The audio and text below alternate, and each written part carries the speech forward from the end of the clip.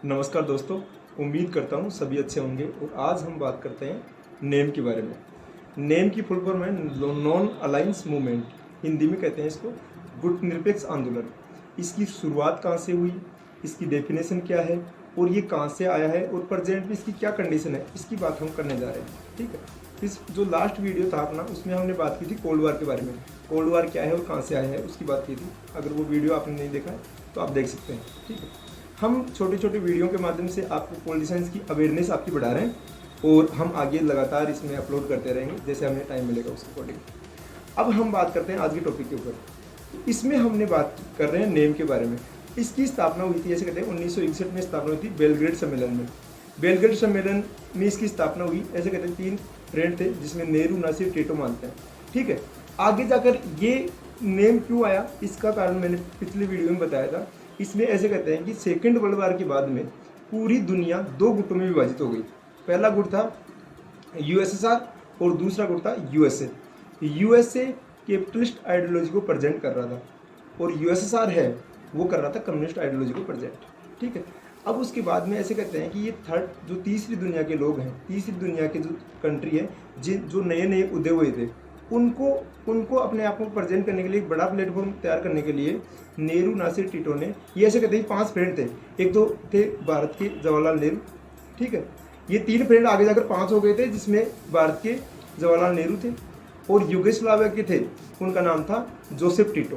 ठीक है, और मिस्र के थे, उनका नाम था नासिर, गमाल नासिर पूरा नाम था उनका। उसके बाद में इंडोनेशिया थे, इंडोनेशिया जो साउथ एशिया का देश है इंडोनेशिया के जो प्रेसिडेंट थे उनका नाम था सुकर्नो। और उसके बाद में एक घाना है जो अफ्रीका का कंट्री है, उनका नाम था वामे एनक्रुमो, जो आगे जाकर नव उपनिवेशवाद की बात भी करते हैं। ठीक है, इस प्रकार से ये जो 3 मित्र थे, इनके साथ में 2 मित्र और जुड़ गए, पूरे 5 हो गए। इन्होंने क्या किया कि विचार किया, 1955-56 में इन्होंने एक बैठक की और बैठक करने के बाद में इन्होंने पूरा खाका इसका तैयार किया और आगे जाकर 1961 में इन्होंने मिलकर 25 कंट्री मिलकर इन्होंने नेम की स्थापना कर दी। और जैसे नेम की स्थापना की उसके बाद में ऐसे कहते हैं कि इन्होंने दोनों गुटों के सामने जो यूएसएसआर और यूएसए का गुट था, इनके सामने प्रेजेंट रखी अपने आप की।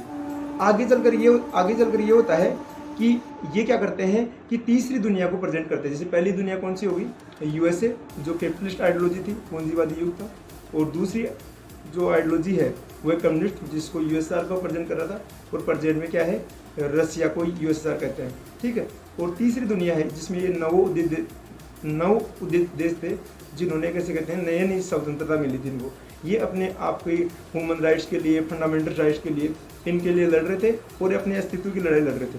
1961 से लेकर आज तक हम बात करें, 2022 तक बात करें, तो इसका भी लेटेस्ट सम्मेलन हुआ था 2019 में और वो अजरबैजान में हुआ था। इन्होंने ये क्यों एक्टिव हुए, इसलिए एक्टिव हुए, एक तो दोनों गुटों को चैलेंज करने के लिए, अपना अस्तित्व कायम रखने के लिए। आज भी कहते हैं कि यूएनओ के बाद में जो सबसे बड़ा संगठन है वो नेम है।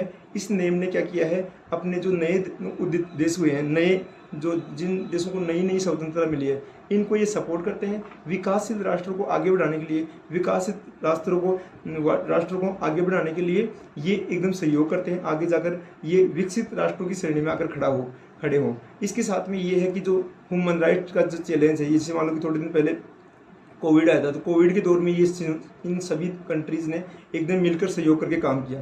तो ये सारे पर्पज़ से इनके कारण नेम की स्थापना की गई थी और नेम की प्रेजेंट में भी अच्छी भूमिका है। यूएनओ के बाद में ये सबसे बड़ा संगठन है जो मूल रूप से काम कर रहा है।